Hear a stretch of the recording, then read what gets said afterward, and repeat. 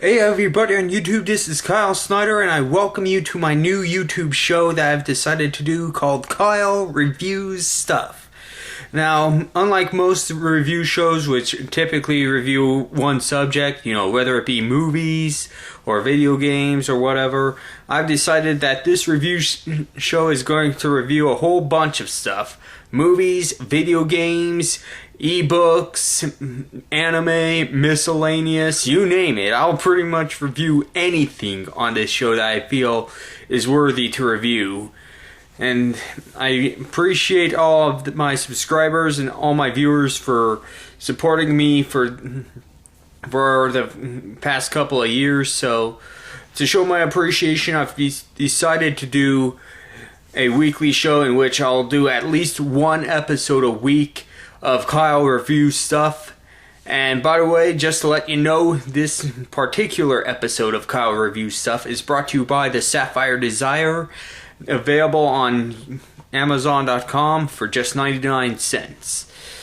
But anyways, on to the first episode, and to the first thing I am going to review is going to be a PlayStation 2 game that I'm sure a lot of people have really enjoyed playing, called Shadow of the Colossus.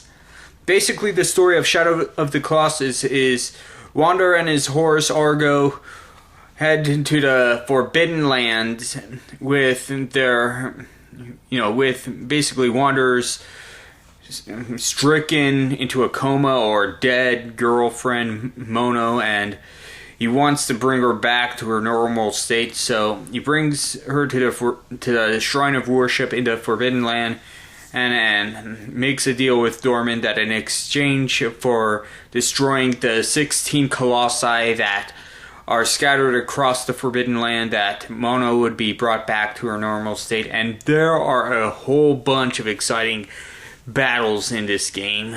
There's 16 in total, of course, but each colossi is different. There's no similar way to take on each colossi. I mean,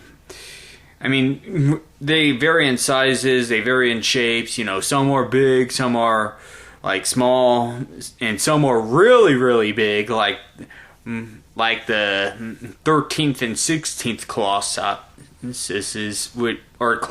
which are the biggest in the game.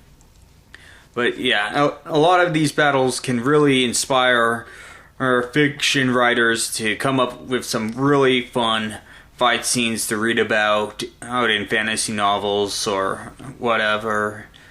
And I have a few favorite battles in Shadow of the Colossus. I mean, the fifth Colossus, Avion, which is a bird-like colossus, where you have to trick to basically get on and basically take out its wings and its tails. That's one of my favorite. The 13th Colossus, Bantrax, I believe his name is. That one was a fun one as well. Just trying to get it to get down and to use Argo to chase it and to climb up it. That was an exciting one. I mean, everyone has their favorite battles in Shadow of the Colossus. I mean, if you haven't played it, do yourself a favor, play it. I highly enjoyed this game. I give it a 9.5 out of 10. I would have preferred if there were more colossi to battle in it, but obviously this game has its limits, like almost every game, so what can you do? I mean, sadly, there's not going to be another Shadow of the Colossus game unless it takes place in a different land. So, Shadow of the Colossus, I really enjoyed playing it. I really enjoyed the battles. I mean, yeah, some were fun, some were very, very frustrating. Namely we all have our frustrating battles. One of which the most frustrating had to be the last Colossus, Malice, the last one, and rightfully so, because, there was a whole bunch of challenges with fighting Malice. Trying to get to him, trying to climb up him. It's like trying to scale a skyscraper without any safety harnesses.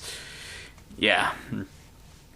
But I'm not going to spoil what the ending is for those of you who haven't played it, but let's just say that it ends in a way that's completely unexpected for first-time players.